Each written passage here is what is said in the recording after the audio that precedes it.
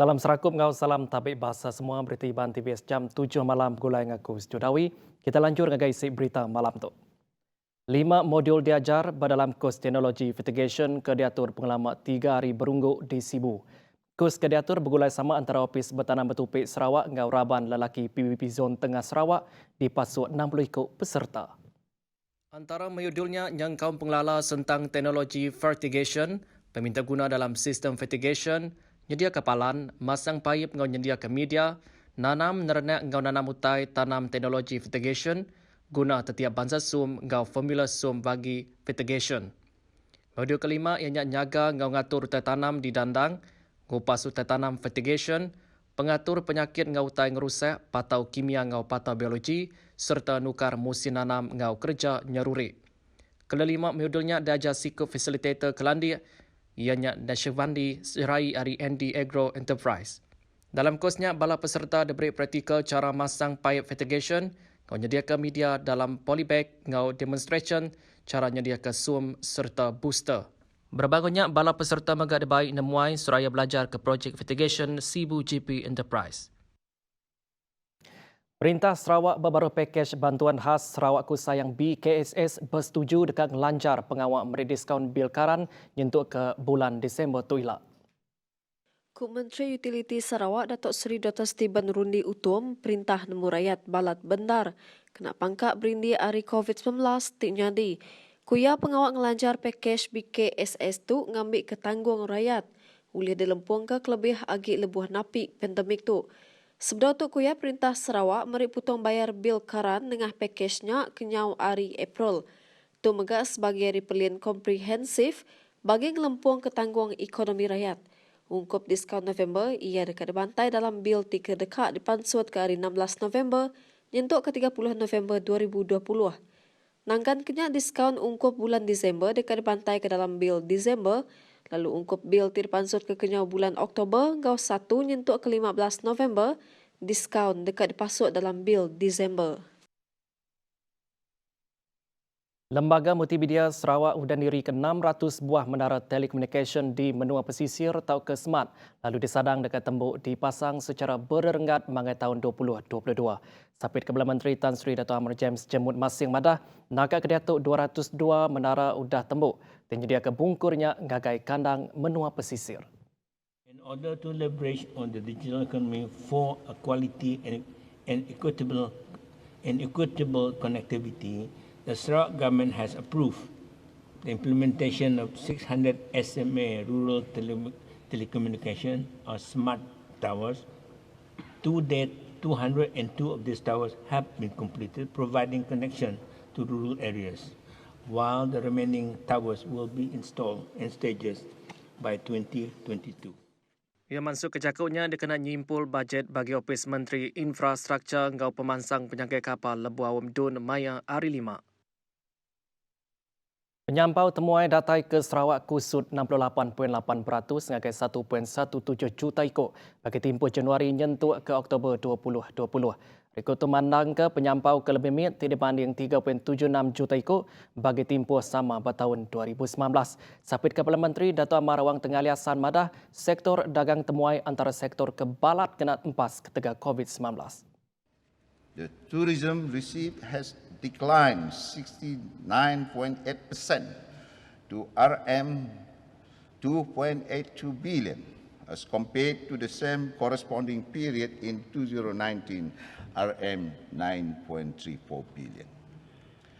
By the end of the year 2020, Sarawak project an estimated visitors arrival of 1.2 million, which is a decline of 76%.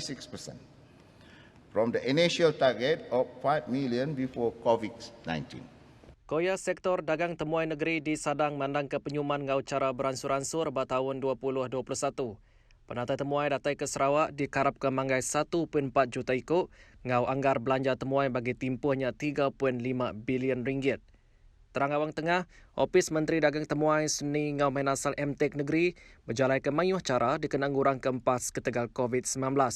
Tahun kaum mengemun ke baru pengerembai sektor dagang temuai negeri. Sarawak Tourism Board initiated an intra-state travel campaign named Siasetuk Sarawak.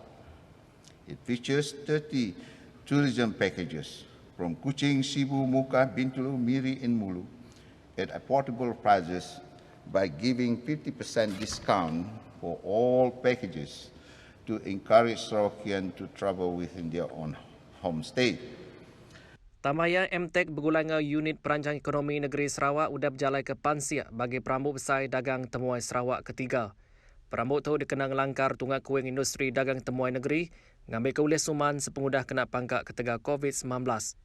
Yang masuk ke jakutnya lebih nyimpu jura jakut bagi Opis Menteri Baum Kunsi Negeri Maya hari 5. Bertemu baru. Tu berita COVID-19. Sarawak ngerikut 4 kes positif COVID-19 hari itu.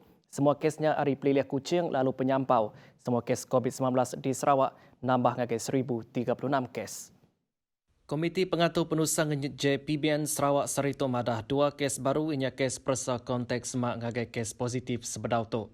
Kes 1033 ianya anak ngau konteks semak serumah ngau kes 1010 ngau 1012 kediriput ke Maya 11 ngau 12 November 2020. Kes 1034 ianya hari ruang bilik ngau konteks semak ngagai kes ke-866 lalu kes tu bisi kaul ngau konteks positif kluster Wisma Seberkas. Kes 1035 ianya siko induk ke megagawak Opis Menteri Pengerai Malaysia ke udah pulai ngagen Dora Salia di Melaka. Kes tu pulai baru ke Sarawak Maya 2 November 2020 ngau berjalan ke kuarantin 14 hari bapalan kuarantin di Kuching. Nangkan kenya kes 1036 ianya siko lelaki peranak setempat ke baru pulai dari Jordan dengan Qatar sebedau ke Kuala Lumpur dengan KLIA 1 kena 8 November 2020. Ia ratai berpadang bilun antarabangsa Kuching KIA kena 10 November 2020. Kes tu ianya nembiak ke Nampung Sekolah di Jordan. 18 kes baru dah gerai ngau dikemena ke Pansut Ari Hospital Sarito. 17 kes ke gerai tu Pansut Ari Hospital Besar Sarawak ngau City Kes Ari Hospital Miri. Berita Nasional. Rakyat Malaysia guna mayu belanja berbeli ke barang Maya 11 November 2020. Gubernur Bank Negara Malaysia BNM Datuk Nur Syamsiah Muhammad Yunus madah transaksi dalam tali arus mayanya manangka rikut tinggi manggai 3 juta ringgit. Rikut tu daripada lebih besar dari transaksi nintiang hari yang kira-kira RM1 juta.